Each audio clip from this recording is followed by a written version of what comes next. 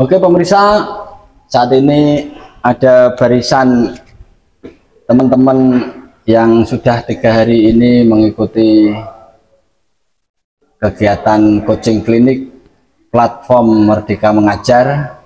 Seperti apa pengalaman dari teman-teman ini, mari kita kupas. Kemudian juga apa hasil dari pelaksanaan 3 hari ini, dan besok masih ada 1 hari sekaligus penutupan. Harapannya semoga apa yang akan kita bagikan ini nanti bisa sedikit mencerahkan dan mungkin bisa untuk bekal juga teman-teman yang nantinya hadir di lokasi ini di BBPMP yang dulunya LPMP Jawa Tengah, karena akan ada angkatan 8, kita ini di angkatan 7 dan ada 8 kelas. Oke, kita perkenalkan satu-satu. Dari kiri ini Mas, monggo diperkenalkan.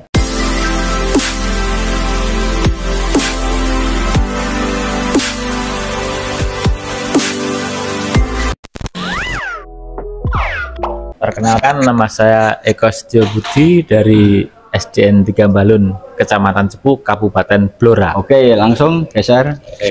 Terima kasih, saya juga dari Blora, nama saya S. Sudiharto dari SDN 2 Temuireng. Blora juga? Blora juga.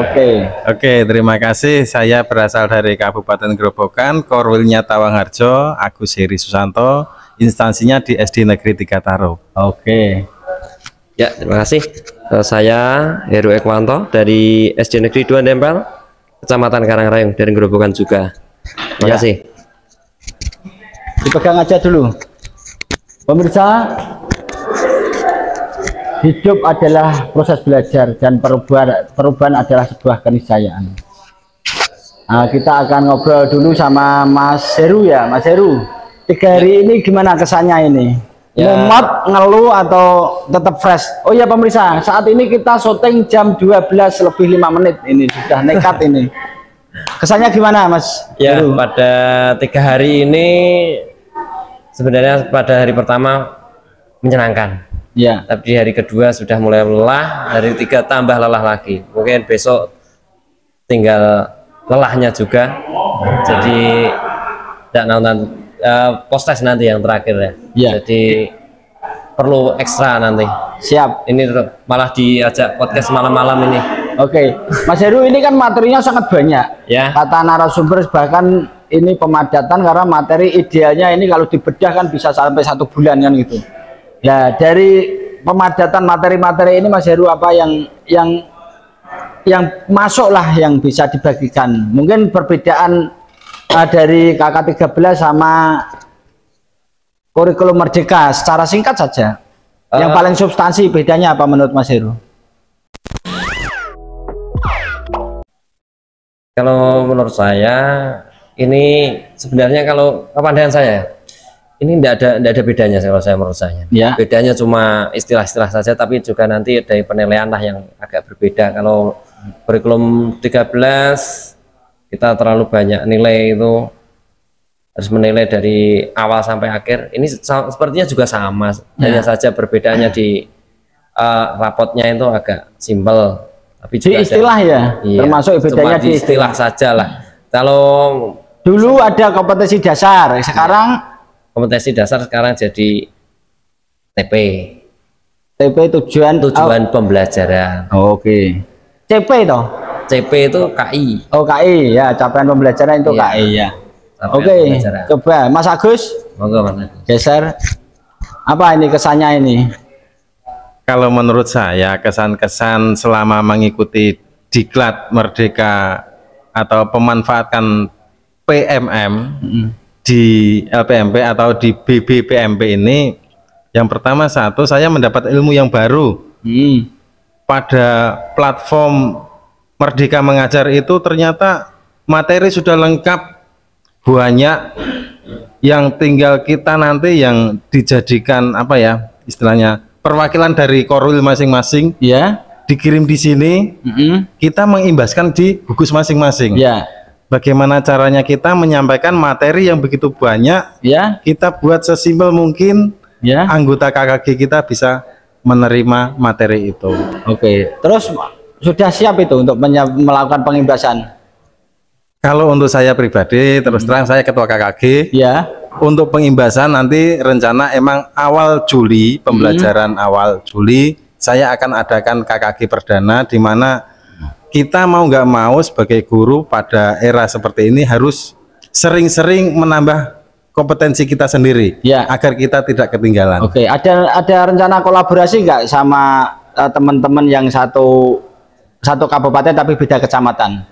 Untuk narasumbernya untuk pengimbasan. Untuk narasumber terus terang saya ingin memanfaatkan untuk dari sekitarnya dulu. Oh iya. Yang pertama dari sekolah penggerak kebetulan ada di kecamatan saya. Oke. Nanti saya mungkin bisa mengambil dari situ. Kemudian ada PP-nya juga. PP, Kemudian ada CGP. CGB-nya juga. Oke. Nah, nanti saya bisa minta tolong untuk memberikan pemaparan yang lebih lanjutnya. Ya, berarti pemberdayaan yang ada di sekitar Iya, dulu. betul. Oke, dari Blora lah ini. Ini kesannya untuk hotelnya, penginapannya dulu ini seperti apa ini? Hotelnya luar biasa, Pak. Oke. Karena Bisa tidur berarti ya?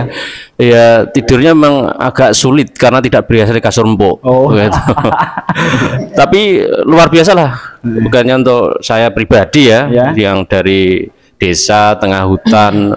Wah, kalau tak foto tak kirim ke istri saya. Ya. Saya bilang di hotel tuh luar biasa. Itu tambah, bahagia. ini kan 4 hari saat ini tambah langsung 1 bulan siap. Wah, siap.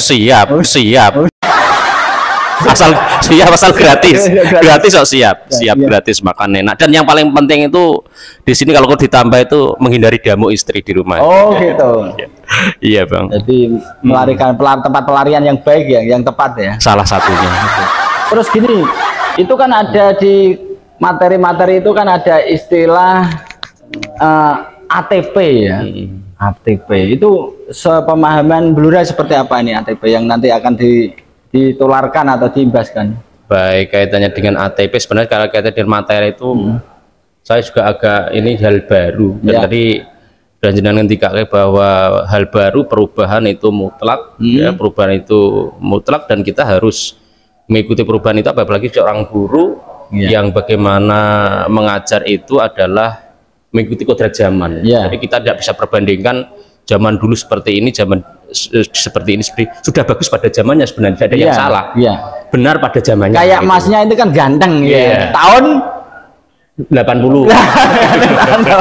ini kan Gak ada zamannya. ganteng ada Kaitannya dengan kurikulum bukan kok masalah kurikulum gonta-ganti terus paling koyo ganti nes, udah ganti kita ikuti saja. Betul. Gitu saja. Kita juga terus siap kok. Berarti sepakat ya itu. Sepakat, siap saja.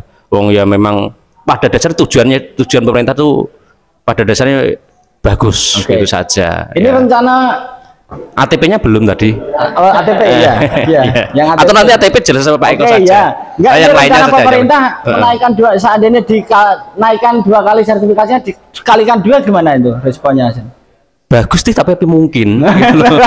Bagus tapi nggak mungkin. Ya harapannya seperti itu. Iya. Nanti kalau dinaikkan misalnya orientasinya untuk apa, tujuannya sebenarnya untuk apa dulu misalnya. Iya. Tujuannya kalau untuk meningkatkan kualitas kayaknya bisa nggak ya? Karena kualitas itu tergantung dari niat, kemauan dan mental itu sendiri. Sumber daya manusianya. Di semakin banyak digaji, kalau mentalnya mohon maaf ya. Iya. Yang hobi taruhlah rasa syukur juga ya. Yang hobi misalnya minum taruhlah, mabuk taruhlah. Enggak ada lah. Nggak ada. Dulu masa ada yang hobi minum? Ada nggak ya? Nggak ada. Nggak ada ya? Nggak ada. Harusnya nggak ada ya. Nggak ada. Yang hobi lainnya mungkin ya. Iya. Yang hobi lainnya atau apa. Tapi pada prinsipnya kesejahteraan itu penting.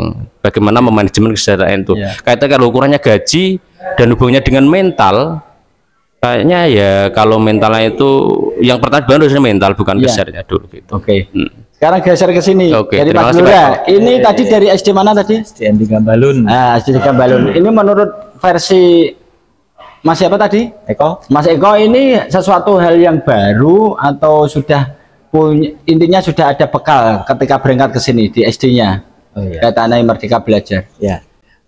Kaitannya dengan Merdeka Belajar yang jelas saya pribadi adalah merupakan calon guru penggerak. Oh, Jadi sudah masih terkait dengan Merdeka Belajar, ya. Merdeka Mengajar itu sudah di modul-modul awal sudah Calon guru penggerak. Angkatan berapa? Angkatan 5. Oh, angkatan 5. Ya. Jadi tentang Merdeka Belajar sedikit sudah kita pahami, sudah saya pahami sebelum saya berangkat ke BPPMP Jawa Tengah ini. Kemudian kaitannya dengan kurikulumnya, kurikulum mungkin bukan hal baru tapi pengembangan dari kurikulum 13. Cuma istilah-istilah baru seperti yang dikatakan Pak Heru tadi. Terus ada penambahan profil pelajar Pancasila. Kalau di kan pendidikan karakter ya sebenarnya gitu PPK ya. Pendidikan karakter. Oke, kemudian ini nanti bergiliran lagi. Untuk implementasi kurikulum Merdeka itu menurut teman-teman ini optimis apa pesimis? Monggo, kalau optimis alasannya apa, kalau pesimis alasannya apa? Bergeser. Oke, dari saya dulu. Ya. Kalau saya pribadi optimis. Optimis karena sekarang banyak guru-guru yang masih muda ya, generasi dari P3K itu ada banyak guru-guru yang jelas. Sebagai seorang guru kita harus terus mengembangkan kompetensi kita sesuai dengan perkembangan zaman. Yang jelas seperti itu. Apalagi Pak Menteri kita juga masih muda, Pak Nadiem itu sangat menginspirasi bagi guru-guru muda yang ada di Indonesia. Seharusnya dengan digitalisasi pendidikan ini kita bisa mengikuti karena gadget atau smartphone itu sudah menjadi pegangan kita sehari-hari. Jadi sebagai guru-guru yang khususnya generasi muda akan mudah mengikuti. Lanjut, optimis atau pesimis? Baik, karena kita seorang guru, pendidik, kita abdi negara, wajib hukumnya optimis. Karena dengan optimis kesuksesan, keberhasilan dapat dicapai. Tidak ada kesuksesan berasal dari pesimis. Kita harus optimis akan suatu tujuan. Yakin bisa. Yakin bisa. Itu menurut jenengan itu lebih mudah atau lebih sulit implementasinya untuk KK3 kurikulum Merdeka ini? Kita tidak berbicara masalah mudah atau sulit karena hal itu kita anggap sulit karena itu baru. Saat nanti kita sudah jalani, berjalan, masing-masing mempelajari, semua akan jadi mudah. Sulit itu karena tidak mau belajar. Tapi kalau kita mau belajar, apapun itu pasti bisa. Toh kita awalnya juga sama-sama dari tidak bisa. Gitu. Intinya tadi tidak ada kata sulit bagi yang mau belajar. Optimis atau pesimis? Kalau pribadi saya sendiri untuk implementasinya ke teman-teman, sangat optimis. Yang sudah diutarakan sama bapak-bapak ini, bagaimana caranya kita nanti untuk memberikan pengarahan atau pengertian kepada teman-teman yang digugus masing-masing. Benar tadi, sekarang sudah banyak guru-guru yang muda, pastinya untuk TIK atau IT pasti sudah canggih. Itu kan tadi di waktu di materi project tadi itu kan yang dipaparkan kan SD modern kan itu. Jadi segala fasilitas ada. Kemudian daya dukung orang tua juga ada. Artinya ketika project beli kertas lah, beli materi apa itu kan ada didukung oleh anggaran yang mau dicukupi. Nah, menurut Mas Agus ini ketika SD itu muridnya sedikit, dana bosnya kecil, kemudian tidak ada dukungan dari masyarakat, uang sakunya murid itu hanya Rp1.000, itu seperti apa menyikapinya? Kalau saya pribadi kalau masalah anggaran itu sebenarnya kita harus berpihak ke semua lembaga. Yang pertama namanya pemerintah sudah menetapkan kurikulum Merdeka, otomatis dana bos bisa untuk dialokasikan di situ.